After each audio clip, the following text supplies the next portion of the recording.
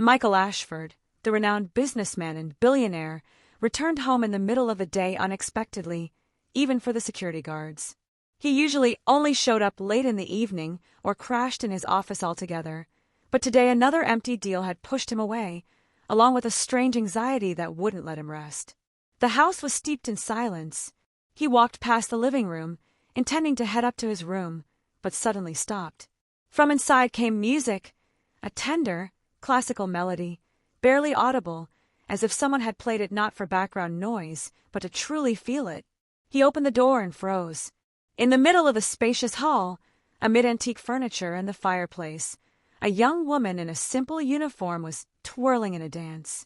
It was Daisy, the cleaner he hardly noticed in the house. But she wasn't dancing alone. In her hands were the hands of his son Leo, who sat in a wheelchair. The boy was laughing genuinely, not forced or polite, like with the governess or psychologist, but like before the accident. Daisy was leading Leo in a dance, slowly spinning, leaning toward him, lifting his hands as if conducting life itself. His face glowed, and his eyes sparkled with delight. In those moments, it seemed he forgot about his legs, the wheelchair, the pain. He was just a child laughing with a grown-up girl. Michael stood there, unable to move. Something stirred inside him, something long forgotten. He didn't know what shocked him more, Leo's laughter, or how much emotion this moment stirred in him. Daisy didn't notice the master of the house right away, but as soon as she turned, she froze. The music still played, but her eyes filled with anxiety. She slowly straightened up and placed the boy's hands on the wheelchair's armrests, stepping back. Michael took a few steps forward. His voice came out muffled. "What is going on here?" Leo, still smiling, hurried to answer. "We were just dancing, Dad. Daisy showed me how to move even when you're sitting. It was so much fun." But Michael was already looking at Daisy sternly, warily. His gaze held incomprehension, anxiety, even fear. She tried to explain something, but he raised his hand, stopping her. "Get out! Now!" Leo cried out. "Dad, no! Don't yell at her. She's my friend." But Michael had already turned and walked out, slamming the door behind him. He didn't know why what he'd seen had touched him so deeply. He didn't know why he felt like he'd witnessed something forbidden. But he knew one thing for sure, that dance had changed everything. The night was restless. Michael couldn't sleep. He lay in the silence of his vast bedroom with its 4-meter ceilings, staring into the dark ceiling like into a void. Inside, something buzzed unpleasantly, refusing to let him rest. Before his eyes, the scene replayed over and over. Leo's laughter, Daisy's gentle movements, their dance from a world he didn't inhabit. He got up, went to the window, ran his hand along the sill in silence. Then he headed to his study and turned on the surveillance monitors. He knew every room was recorded for security. He sat in his leather chair, scrolled through the archive, and opened the living room footage from a few hours before his arrival. He watched again as Daisy entered with a bucket and mop, how she turned when she heard Leo call her, how she smiled genuinely, warmly, without pretense, then turned off the vacuum and pulled an old phone from her pocket, played music, and suggested to Leo that they dance in their own way. What he saw next pierced him to the core. How she touched Leo so carefully, as if he were fragile porcelain. How she didn't pity him, didn't baby him, but treated him like a full-fledged child, with respect, with play. How he laughed from the heart, like he used to with his mother. Michael clenched his teeth. Shame washed over him for chasing her away, for not giving his son even a fraction of the joy she'd brought with one dance. He remembered everyone he'd hired, elite psychologists, expensive rehabilitation tutors, trainers, speech therapists. Everything by protocol, on schedule, and all for nothing. He hit pause. On the screen, the moment when Leo leaned forward and whispered something in Daisy's ear. She laughed, put a finger to her lips, and continued the dance with a half-turn. It was magic, alive, real. Michael stood, paced the room a couple of steps. His anger at himself was stronger than ever. He'd always controlled everything, but now he realized that in chasing status, he'd missed the most important thing, his son's childhood. Joy. Life. And this simple girl, the cleaner, had given Leo more in 15 minutes than he had in the last 2 years. He pressed the intercom button to security. "Tomorrow morning, find Daisy." Have her come back. Sir Ashford, but you ordered her access restricted. I know what I said. Now I'm saying something else. He disconnected and looked again at the frozen image on the screen. There was his son, laughing, alive, and the young woman who, for some reason, had gotten closer to his child than all the right adults. And he understood. From now on, everything would be different. The next morning, the house sank into tense silence.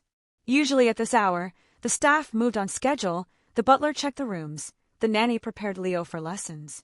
But today, everything stood still. Leo sat in his wheelchair by the window, refusing to talk, refusing breakfast. He ignored the nanny's questions, didn't want his tablet, didn't even want to see his father. His eyes were empty, as if all his energy, all yesterday's joy, had vanished without a trace. Michael watched him from behind the door. He wasn't used to feeling powerless, but now it pressed down like a concrete slab. He didn't know how to bring back the spark he'd extinguished himself. Around noon, security reported they'd found the girl. She was cleaning a neighboring house, taking temporary work to make ends meet. Michael didn't wait. He got in the car and drove there himself. He entered the lobby of an ordinary high-rise. The contrast to his mansion was staggering. At the apartment door, it smelled of cleaning solution and fresh dust. He knocked. Daisy opened, out of uniform, in jeans, with damp hair, bewildered and clearly not expecting him. "Hello," she said quietly, not meeting his eyes. "We need to talk," he said. "My son, he's not eating, not sleeping. He wants to see you." Daisy pressed her hands to her chest. Her heart pounded, so loudly she thought he could hear it. "I'm sorry, but I don't belong in your house," she replied with effort. "I shouldn't have danced. It wasn't professional." Michael sighed deeply, looking down. "And I shouldn't have chased you away. You know, I reviewed the footage. Every minute, he was laughing. I haven't seen that laugh since his mother died. You did the impossible. Please, come back. Not as a cleaner, just as someone who can be there for him. He needs you." She stood in silence, torn between pride and pain. And only when he added, "I need you too," did her eyes meet his for the first time. 2 hours later, Daisy entered the Ashford house again. Not in uniform, not with a rag, but with a plush teddy bear she bought on the way. In the hall stood Leo, tense, with dull eyes. But as soon as he saw her, he threw open his arms and shouted, "Daisy." She ran to him and hugged him. He clung to her, not letting go. For a long, long time, Michael stood nearby. He felt something shifting inside, as if this moment was healing not just his son, but him too. "Can we dance again?" Leo whispered. Daisy nodded through tears. "Only if you lead." Leo nodded, gripping her hands. The music started again, and the dance began. Only now, they were watched not with a cold, suspicious gaze, but with eyes full of something like admiration. A few days passed. The house seemed to come alive. Leo's laughter became a constant sound in the hallways, and Daisy an indispensable part of the daily routine. Every day, they listened to music together, practiced moving, played, read. Michael watched in surprise and growing inner turmoil. He started staying home more often, not for control, but to be near. To see his son coming back to life. He began noticing other things, too. How Daisy gently adjusted the blanket over Leo's legs, how she carefully handed him a mug of cocoa, how she softly encouraged him when something didn't work out, and how she looked at him not as a sick child, but as a strong, living boy. It was a special, tender, almost maternal warmth. One morning at breakfast, Michael suddenly caught himself smiling. He listened as Leo excitedly recounted yesterday's dance tournament, where they competed to see who could spin the wheelchair fastest to the music. Daisy just laughed and covered her face in mock embarrassment. Michael suddenly wished this morning would never end. "Dad, do you want to dance with us?" Leo asked suddenly. Michael flushed. He couldn't remember the last time he'd done anything not tied to business negotiations. But Daisy stood and extended her hand. "I'm sure you have great rhythm," she said with a light smile. He laughed, almost shyly. "If I step on your toes, forgive me in advance." He stood and took her hand. And in that moment, the silence between them turned into something else, subtle, vulnerable.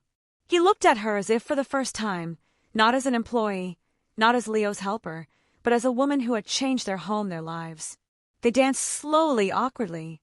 Michael stepped to the rhythm, trying not to mess up, while Daisy laughed easily, sincerely. And in that large marble room, once so cold, it truly became warm. The next day, Michael did something he hadn't done in a long time. He called a charitable foundation and asked to be connected with dance therapy specialists. He wanted other children with disabilities to experience what his son had. He wanted to create a center where Daisy could work, develop the method, help those who'd lost hope. It was her chance, and his chance to be near. When he told her about it, she stood stunned. I'm just a cleaner. I have no education, no diplomas. You have what many with diplomas don't, he replied. Heart, soul, and talent. She didn't know what to say, just looked at him deeply, with gratitude, with something approaching love. That evening, Leo went to bed early. Michael and Daisy sat on the veranda with cups of tea. It was a warm evening. The lantern light blurred the garden's outlines, and between them hung a silence, but not awkward, warm. You saved my son, Michael said quietly. And maybe me too. And you let me feel like I matter again, she replied, not as an employee but as a person. He touched her hand, gently, truly for the first time. This is just the beginning, Daisy. I hope you'll stay with us. Forever. And she nodded, holding back tears. In this house, something that hadn't been there for years finally ignited. The feeling that they were living here, not surviving, not suffering, not filling the void, but truly living.